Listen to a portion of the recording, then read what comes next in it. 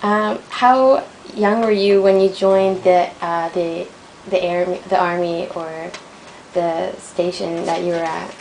The Air Force. The Air Force? I joined at 17. Wow. I finished school, and that was in 1939, 1940. And there were no jobs around, there was nothing. You could go into teaching or nursing. But then everyone had to be conscripted into one of the services. So I chose the Royal Air Force. A sister older than I, she chose to be a nurse. I never liked nursing. I wouldn't have liked it anyhow, so it wasn't my... Are there women pilots or in the Air Force? There were no pilots in the Air Force that were female. That was a job that a man took over, but we were in all kinds of positions. The women in Britain did everything during the war. It was the most difficult time because our men went to fight, and a lot of them were in North Africa fighting Rama. So women took over men's jobs. But the only job we didn't do was fight. We were not allowed guns, thank goodness, nor were we pilots.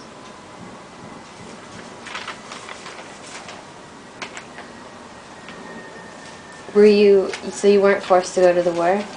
You weren't conscripted? You went voluntarily? No, I went voluntarily because I came from Ireland. Oh my God. What was your daily routine while you were at the war and part of the Air Force? Like what time did you wake up and things you did?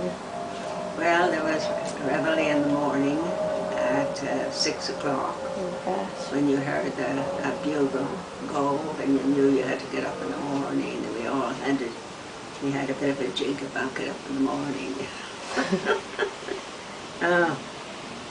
Of course, then we had ablutions and breakfast. Was the food good or no? No, no. Food was very bad in England. Very, very bad. We had no butter, no meat, eggs, nothing like that. It was very, very, very poor. I was a motor transport driver, and after 6 months of training, I was stationed at Innswood Lane in Gloucestershire. That's where I was posted to. So I would, 2 weeks, I would take the pilots down to take off on their planes. Following 2 weeks, I might be on I'd be on a truck, or I'd be on the ambulance, or I'd be on the CO's car. So there were many changes of positions while you...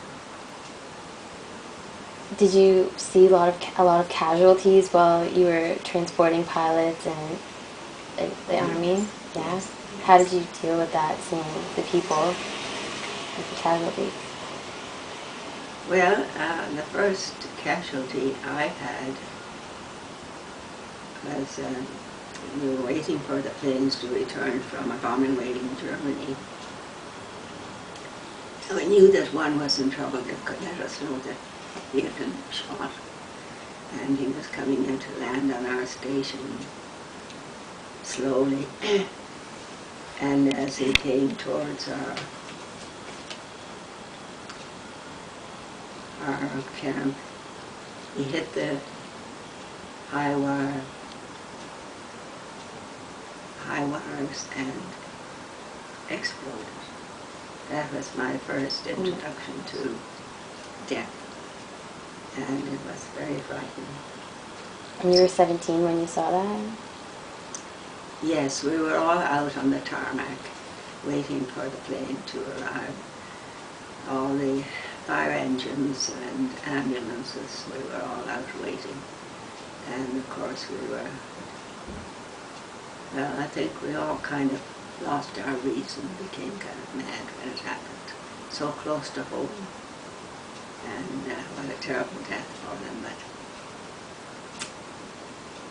that was life, and it was life anywhere in Jet.